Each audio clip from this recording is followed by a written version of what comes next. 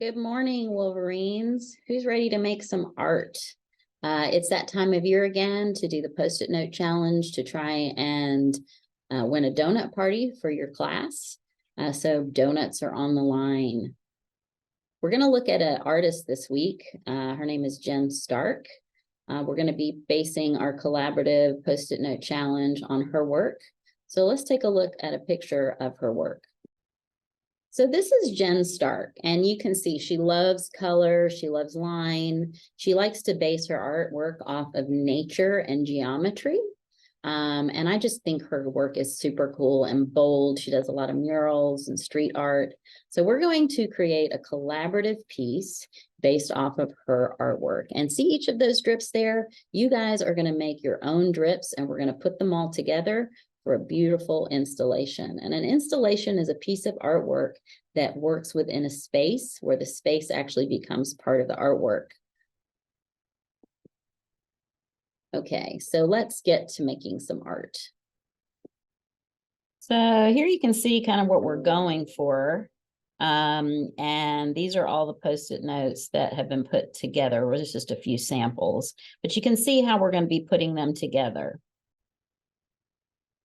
So your advisors should have plenty of Post-it notes. So if you want to make more than one to get more for your grade, we will be counting each Post-it note. So make sure you make as many as you can so that your grade has a better chance of winning that donut party. So if we look at some of these samples, you can see there are 3 drip lines. So we're going to make 3 drip lines, and there's no right or wrong way to do this. It's very easy to make a successful piece, which is one of the reasons I thought this would be fun for everyone to do. So we don't need to really worry about that top section because we're going to be overlapping. So I would say maybe a finger to 2 fingers from the top is a good place to start. Now, when you draw your line, try to use that flat edge instead of the point, because the point's going to give you a teeny tiny line. But if I press down from the side, I'm going to get a much fatter line. And maybe try not to go past the middle with your first drip so you have room for your second one.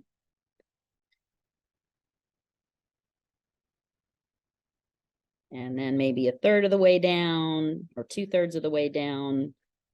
And you don't need to follow the same path. You can make it different. Maybe you make one real fat and thick, and the other one you make a little thinner, so you have some variety, because it's the variety that's going to make these fun.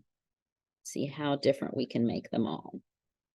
And then last, another line, and this one I'm going to take right to the bottom, because we want these drips to be as big as we can make them. All right. Now, in between these sections, I have, 3 spaces that I can put patterns in. And this is where you're going to look at that pattern sample sheet that I gave your advisors. So in this first section, I'm going to make sort of a simple one. And I don't really need to go too high because remember that first little bit is going to be covered up by other pieces, by other Post-it notes, because we're going to be overlapping. So just making this super simple. So a pattern is anything that repeats. Oftentimes it alternates with something else to make like an A-B pattern, but we can just make it with one element if you would like. So I'm going to do dots there. I'm going to do vertical lines here, trying to keep them somewhat equidistant so that I continue with that pattern. I don't want to break it.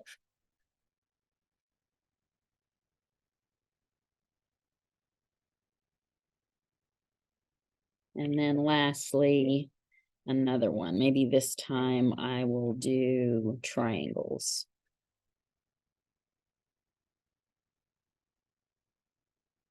And this time I'm going to create more of a pattern so that I have some alternation. So I'll throw in some of my blue.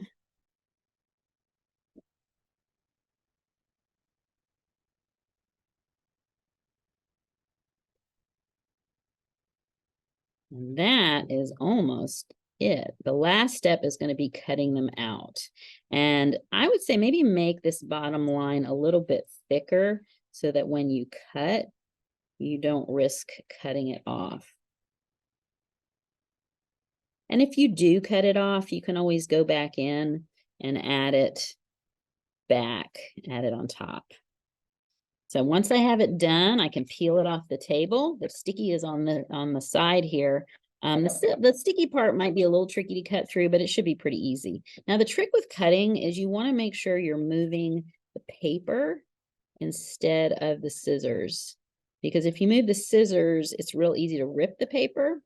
But if you move the paper, kind of imagine that your scissors are the car and the paper is the road, and you're just driving on down that road.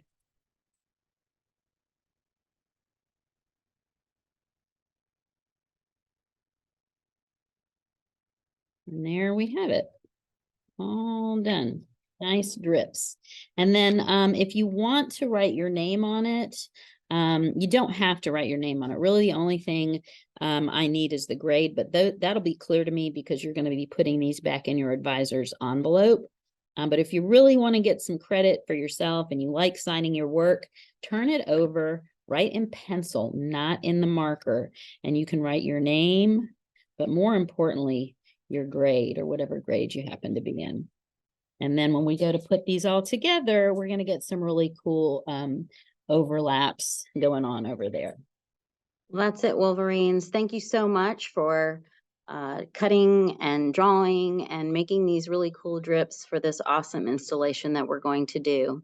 I look forward to seeing everybody out on Bowden Courtyard Wednesday during both lunches for Explore the Arts Day, where you'll have an opportunity to see a lot of artists doing their craft, performance art, music. There'll also be face painting, and we'll be selling Art Club t-shirts designed by Kat Addison and Morgan Murray. Looking forward to seeing everyone out there. Thanks for making art with us. Have a great day.